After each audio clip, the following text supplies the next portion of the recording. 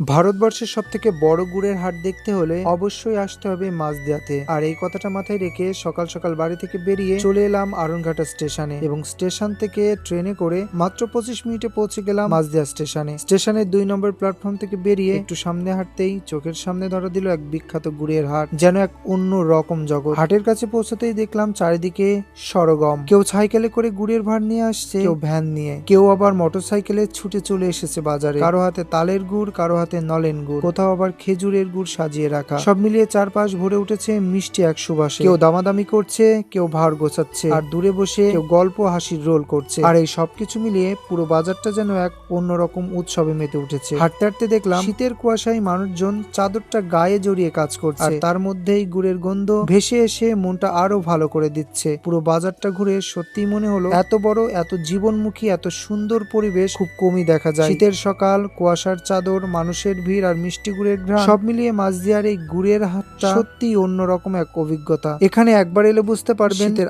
আসল স্বাদ আর গ্রামের সেই বাজারের স্নিগ্ধতা ঠিক কেমন হয়।